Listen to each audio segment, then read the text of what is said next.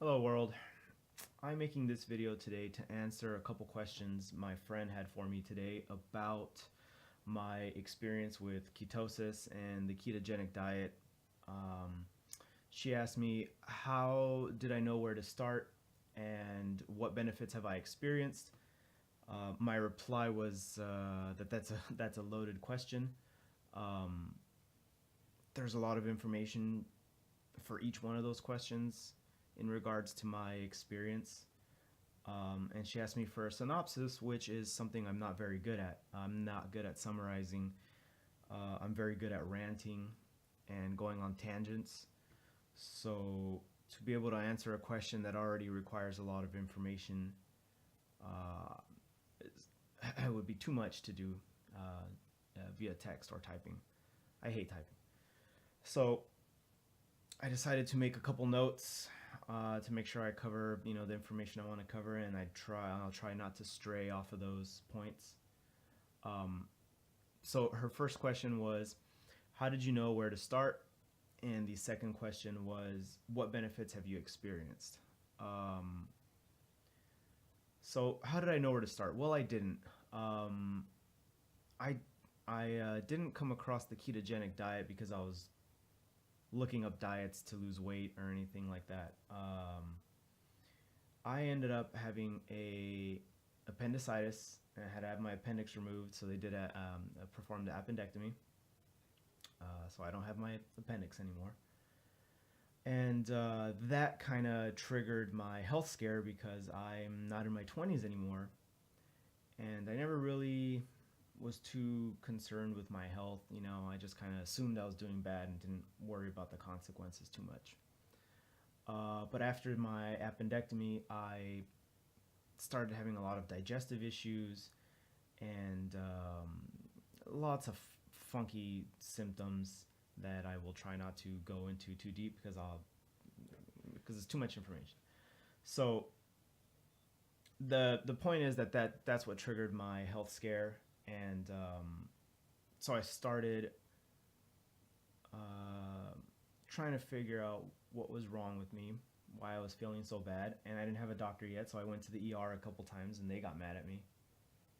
And then I found a doctor, and they misdiagnosed me, and all kinds of bad stuff happened. I had really bad experience with multiple doctors, and I had multiple misdiagnoses, and the information that I needed to get better was not being provided to me by the healthcare system.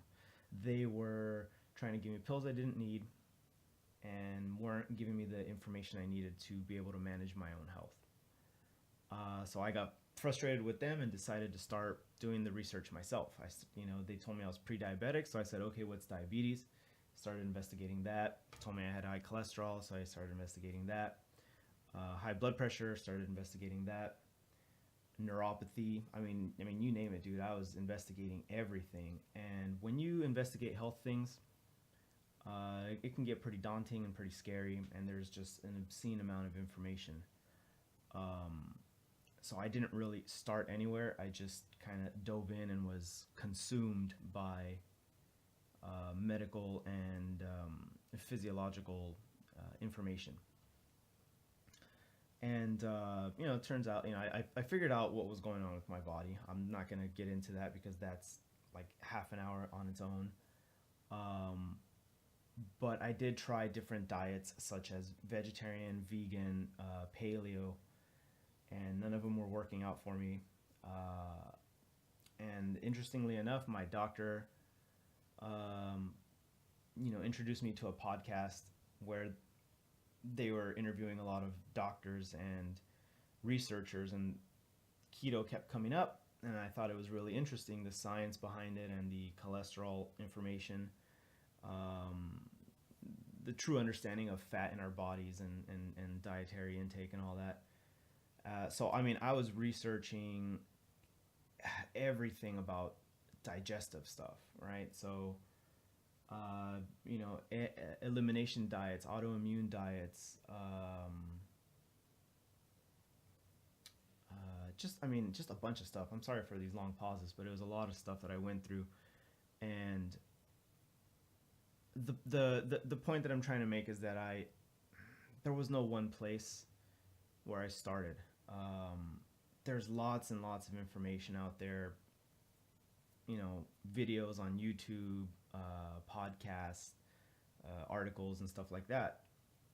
So, to really know where to begin, you have to first ask yourself what your understanding of a human metabolic system is, and then compare that to what everything in keto is telling you.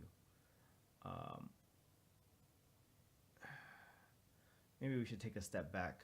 So some of the resources that I came across was Dave Asprey's podcast, Bulletproof Executive, and he interviewed a lot of these researchers and doctors and stuff, and they kind of had a lot of info. And then from him, I became aware of Jimmy Moore and the Livin' La Vida Low Carb podcast, which was really interesting because of all the doctors and researchers that he interviewed. Tim Ferriss, Rhonda Patrick. I mean, these people have videos and information where they're interviewing the doctors and scientists, putting in the work. And I became exposed to the doctors themselves, like, Dr. Dom D'Agostino, Dr. Stephen Finney, Jeff Volek, Dr. Jeff Volek, Dr. Peter Attia, a bunch of these dudes. I mean, a lot of them. And started watching Dr. Eric Westman, Professor Tim Noakes. So I started watching their videos that I could find on YouTube, and they're doing lectures and presentations on their experiments and the science behind it. So I guess I'm barely getting to the answer, which is that I knew where to start when I started listening to the doctors doing the research. When they would explain something that I didn't understand, I would study that. So when they were talking about how glucose is used in the body, they gave a few examples, but there's a lot more information that you kind of have to research on your own to get a good understanding of what your body's doing at any given time. So they would describe these functions of the human body, the metabolic functions, energy systems and how they work, and a lot of biochemistry and stuff. So essentially I started by listening to those guys. So I got lucky and found the podcast where they interviewed the doctors. I listened to those interviews, and then I started researching the doctors and their experiments and research. And from there, anytime I didn't understand something, I researched that. So when I didn't understand what cholesterol was, I studied some of the biochemistry of it, and found out that you needed to make testosterone and a bunch of other hormones, and for inflammation. And I mean, I'm about to get on another tangent, so I'll stop there. But you study the biochemistry of any specific molecule in the body and how it works. When you study biochemistry, it's pretty interesting because a lot of dogma and politics that are out there can't make their way in because it's just pure science. There's not really any opinion on what's happening. They're observing the molecules coming together and breaking apart and doing their things. So essentially that's how I got started. I had no idea where to start. I started by getting sick and then getting scared, and then becoming desperate for answers that doctors weren't giving me. And so in that experience, I learned a lot, and I took care of a lot of my health issues, and I'm becoming a normal human being again, which is nice. And then as far as the second question my friend had for me, which was what benefits have you experienced? I mean, they're numerous, but I put them in a little list right here. I don't think I'm forgetting anything. It's been such a long time. All the stuff I went through between then and now that some of it takes some effort to remember because they're very quick blips in my list of symptoms that I was enduring. So some of the benefits I've experienced. Well, in order to understand the benefits I had, you kind of have to understand the things that I was suffering from. So I'll try to keep it as short as possible because I don't know how long I've been talking already. So in my 20s, diagnosed depressed, bipolar, Bipolar people's brains function very similar to that of epileptics. Essentially, when a bipolar person is going manic, they're essentially having a emotional seizure, if you want to think of it that way. But it's a chain reaction in the brain that becomes hard to control. It's chemical. So by going keto, that kind of stopped happening, because keto is very good for epileptics, for eliminating and controlling seizures. Another benefit was muscle growth and retention, as well as fat loss. So when I was paleo, essentially I was a sugar burner still. And I'm not going to get into the science behind it, but being a sugar burner means constantly losing muscle and having to play catch up. So I lost a lot of muscle, and I was gaining a bunch of fat and couldn't get rid of it. Couldn't sleep. My hormones were messed up. Did blood work. I had low testosterone. I had all this stuff going on. And so by going keto, what ended up happening is I started losing body fat. Any muscle I put on, I was doing physical therapy and exercising a little bit, yoga and very basic stuff. And any muscle I gained actually stayed, which was interesting. So I stopped being what's called skinny fat. So essentially a skeleton in a sweatsuit of fat and skin. My energy level started to increase. So I had chronic fatigue syndrome, if you want to call it that. I had IBS. I had all this stuff. Leaky gut, autoimmune stuff. And so my sleep got better. My testosterone went up. Energy levels started to go up. I didn't get cranky throughout the day because of hypoglycemia, which everyone experiences. That's another video. So I was feeling more energetic, losing fat, keeping my muscle. Manic episodes were becoming non-existent. Anytime I had any kind of emotional issues, it was not chemical. It was not my body attacking me. It was just psychological things I have to deal with. But I was no longer fighting my body, which was nice. And then along with these physiological benefits, there's other stuff that I'm aware of too. The way that it fights cancer, reduces anxiety, and all these other kind of background things that you kind of have to know what's happening cellularly to understand the benefits, because you're not gonna feel your body killing cancer cells, or cancer cells starving, essentially. But that is one of the benefits. Cancer feeds on sugar. If you don't eat sugar and your blood glucose drops and you're just running on ketones, running on fat, the tumor cells, most will starve because they're not able to acquire glucose. So there's a lot of other really interesting benefits, but those were the ones I experienced. My bipolar depression got better. I also suffered from depression because I'm a celiac. That's another video. Gluten. So I'll summarize it real quick. So I didn't know where to start. Found podcasts, listened to them interviewing doctors, started listening to lectures by the doctors, and then researching their experiments and the science behind them. PubMed is a good resource, but you can find a lot of stuff out there. So essentially that's where I got my info from, right? It was podcasts, then the doctors, and then their lectures, and then I went from there. So there isn't really any one source. And then as far as the benefits, bipolar, depression, muscle growth and retention, fat loss, my energy levels went up, hormonal balance, better sleep, increased testosterone. That pretty much, that answers those questions, I think. But when it comes to where to get your information, that's a tricky one, because there's a lot of people that are talking about the ketogenic diet and their experiences with it, and those are great. But those people, like myself, are doing kind of self-experiments and maybe helping a few other people and observing those people's experiences. But if you really want to get the best information, you got to go directly to the scientists that are providing it. So if you look on my YouTube playlist, I have some of those lectures saved, so you can just kind of watch them at your leisure to kind of get an idea of where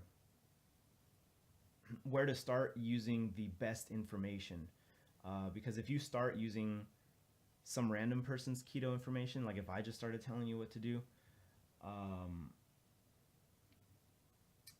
you'd have to really have confidence in me to not be missing information that's critical, like sodium. A lot of these people that advocate the ketogenic diet, they do not mention the high need for sodium, and if you're not aware of it and you're still thinking that sodium is bad for you and you're on a ketogenic diet, you can have a heart attack.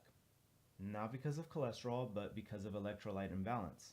That's another video that I need to make to explain what happens when you're keto and the high amounts of sodium excretion, because your kidneys are no longer retaining sodium.